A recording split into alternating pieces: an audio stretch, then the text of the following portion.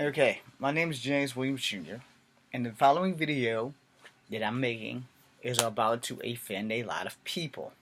This is not for children, this is not for those who are the faint of heart. This is also for those, if you don't have a good sense of reality or if you don't like honesty, this ain't the video for you. Because I'm about to break this shit down. I'm about to piss off a lot of American black women and probably every woman in general. And it's not because I don't like women, but I do like telling the truth. And I'm going to tell it from my point of view. So I'm going to give you 99.9. The other people who I'm going to mention are not here to defend themselves, and I personally don't care if I ever speak to them again.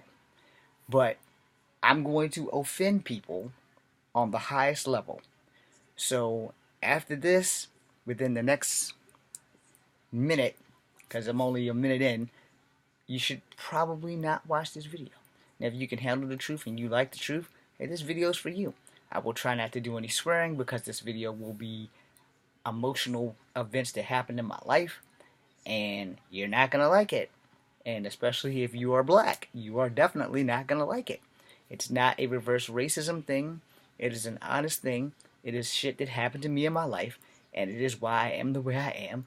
It is also why I have problems trusting things that come out of women's mouth. I don't hate women. Let me get that 100% clear. I love women. I do not hate women at all. And I get dissed by women all the time. But that does not mean I hate them. It just means I have to work on my game. However, I don't hate women. You have the right to choose whatever man you want. And if I'm not on that list, I understand and I accept that. I also respect the word no. And I respect the word stop. Those are two words that must be respected, especially if you are a man and you want to keep your freedom. You must respect the words no and the word stop, especially in intimate moments. So let us begin. I posted a video, or it will be posted by the time this one's posted, about some things off Top Buzz, and I got off track and I started talking about um the last thing on that video was about black women don't have time to save broken black men. And in that video, I also stopped at the middle of reading that article and said, hold on. There is a reason why a lot of us black men are broken, which is by black women, which is why a lot of us black men date out of our race.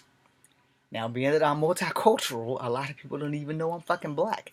So, there you go. Now, let us begin the opening of why I said that shit.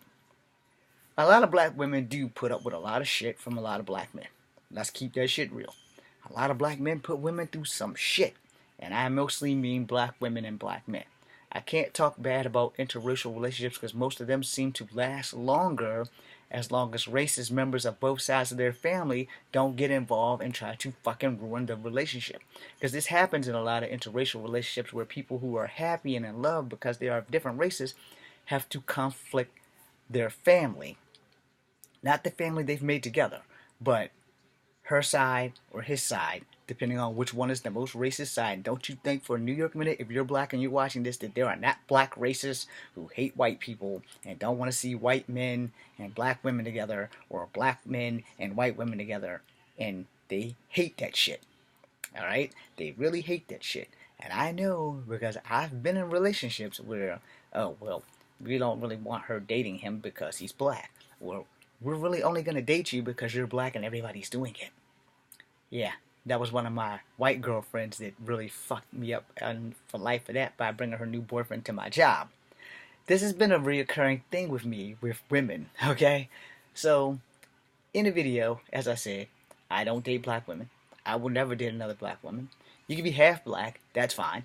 But if you're all the way black, or if you have that black mentality or that black attitude or whatever it is that a lot of black girls go through and want to be the owner of the man or all that bullshit, no, you're not my type.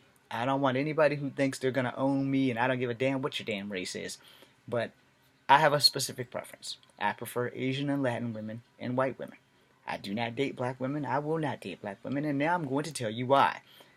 So when I was 12 years old, I had this girlfriend. At least I thought she was my girlfriend. It was a summer fling. I was in Smithfield. My dad was living there. I'm from Charlottesville, and I'm only there 2.5, 3 months. So you got to get a lot done in those 90 days, which technically it wasn't maybe 45, 50 days at best because By the time I was 12, we were getting out of school like in June, like the 12th of June, and we would be back in school maybe September. Depends on what the school curriculum had going on or whatever. But we also went back to school later, but we got out of school late. And then by the time I got to like 15, 16, we didn't get out of school till like June the 14th. And then we had to go back like August the 25th. So summer was getting short as fuck. But anyway, they've since reneged on that in the more modern days. But so I'm 12 years old. I'm dating this girl. We're going to call her T because her name started with a T. And I mean, I'm in love with this girl. She wasn't in love with me, but I was definitely in love with her. And I was on her like stank on shit. I followed her whenever she called me. I was there. Hell, sometimes she didn't have to call me. And then one week she says, James, I need some space. And I said, okay, what do you mean? She said, I need you to stop following me around for a few days. I need you to back off. And I was like, okay. I loved her. I respected her. I backed the fuck off for a week. I said, okay, I'll give you a week. And she said, yeah, that'll be fine.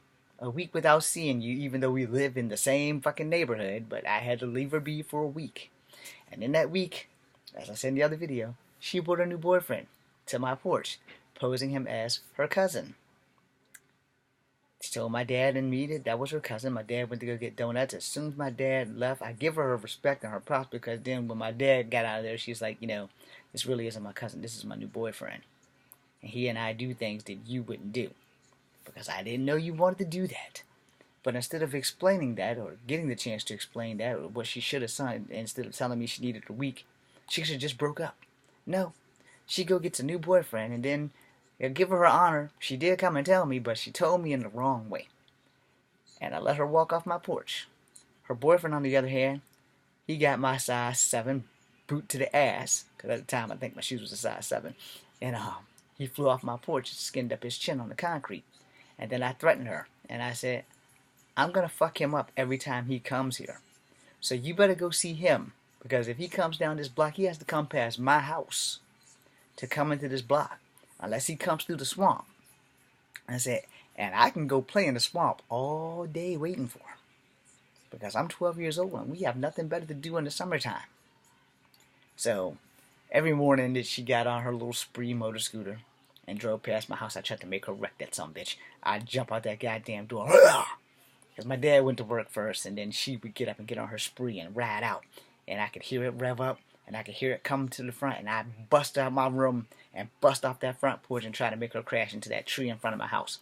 And try to make her crash into Decatur's yard. And try to make her crash into the yard across the street where I almost got killed when I was 14. Anyway, she never crashed, and hopefully she had a great life. She's still alive. Her father and I talked many years ago when my aunt was still living in Smithfield before she sold her house. And, him and I talked, and he said, you probably would have been good for my daughter. I said, nah, your daughter broke my heart. No chance in hell of that ever happening again. Well, she has a son. I said, yeah, and he has a daddy. It ain't James. So you tell your daughter I wish her well. Best of luck to her. But there's no way in hell I'm ever going to talk to her again. Ever. What did she do to you? I said, she lied. She brought a new boyfriend on my porch. And, she's the one that told me to give her space. And I gave her what she wanted every time. And then she destroyed me. So, yeah. We grown now, but yeah. T can keep on walking. So the other girl, a year and a half later, she's turning 14. I might have been 14. Her name starts with an S. Her father and my father were pretty good friends. What's up, Joe, if you're still alive? My father has passed. So, S and I are walking her home. And her 23-year-old boyfriend rolls up out of nowhere on his 10-speed. I have my little BMX, and this fucker whips out a gun on me. Tells me that's his girlfriend and he's going to shoot me dead. Now, me and S didn't even have sex yet. No. I had been doing everything I could to impress her and hope that was going to happen. But at 14 nowadays, it's probably best that you're not having sex. But, back then, things were different. I knew about condoms. I knew how to use them. But we never got that chance because somebody decided he was going to pull a gun on my ass. And then my dad told him, you go ahead and kill my son, and I'm going to kill you right where you land. And by the way, you know that having sex with a 14-year-old is against the law. It's also not gonna work out very well for you when I tell her father what's going on here. So he jumped on his bike and he rolled out. And then my dad walked her home after he made me get in the house. And I guess he told her father because the motherfucker never came back around.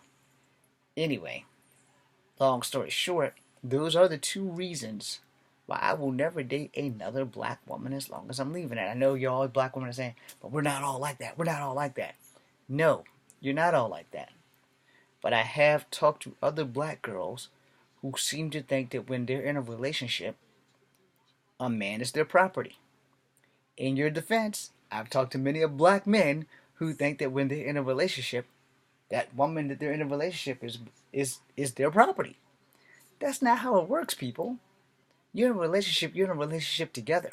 You don't own her, she doesn't own you, and you're not each other's property. But this happens more with black women than white women, and then with Asian women. And no, I'm not saying Asian women are submissive. I'm not saying white women are submissive. But I am saying Asian women and white women have a little bit more clear understanding of how relationships work versus black women who think that they are the goddamn boss. Excuse me. They're not the goddamn boss. They think they're fucking God.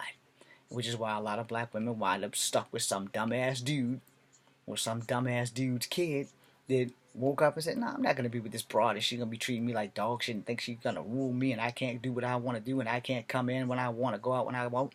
Well, here's how a relationship works, gentlemen. You're in a relationship. You need to be home at a decent hour. If you and your girlfriend aren't out together, if you left her pregnant and left her stuck at home, you're fucking up the relationship. Now, if you're at work, okay, that's excusable. But if you're not at work and you're out doing things that you shouldn't be doing, then you shouldn't be in a relationship. And that's the thing about relationships. Relationships work like this, not like this. If you're in a relationship, you have to be fair. This is the first thing you need to get rid of right here. Don't go through cell phones. I learned at a young age by watching other people in relationships how arguments happen. Let me see your phone. Let me see your phone. Oh, I'm going through your phone. You don't have the right to go through my phone. You don't pay my motherfucking cell phone bill. I pay that. I don't have the right to go through your phone. I don't pay your motherfucking cell phone bill. And in the events that we're married and I pay your cell phone bill, I'm still not going through your phone. Because here's that thing about trolling through people's shit. What you see might not be what you think you see. And that's when the fucking problems start. You're going to go through her phone. She's going to go through your phone. Y'all going to see shit that you didn't want them to see. It could be naked pictures. It could be anything. I've never hidden the fact that I have naked pictures of chicks on my phone. Any girl that goes through my phone, they're going to see naked pictures of chicks that I'm never going to have sex with on my phone. But they're going to stay on my phone because it's my phone. And there's nothing you can do about it. If people are sending you dick pics, hey, it's not my problem. It's your phone. Just make sure you're like me. I know I'm never going to have sex with these people. I'm never going to meet these people. Most of these people aren't even in America. So I'm never going to meet them. And on the off chance that there's a possibility that I will meet them, I'll probably cower like a little girl and not even attempt the thought of doing that shit. Because 9 times out of 10, it's like your celebrity crush. If my celebrity crushes actually all came into the room at the same time and I was guaranteed to get some, then it's going to happen. Whether I like it or not. Because I'm guaranteed to get some. But if my celebrity crushes came in the room and I'm with my woman, and I'm damn sure not going to do anything stupid while she's there, and I'm not guaranteed to get anything outside of her. Now, if me and my woman are in an open relationship, she goes, okay, you can have sex with all your celebrity crushes as long as I can have sex with all my celebrity crushes. We're going to fist bump. Just make sure, here's how the rules work. I don't get my celebrity crushes pregnant. You don't get pregnant by your celebrity crushes, and we're good to go.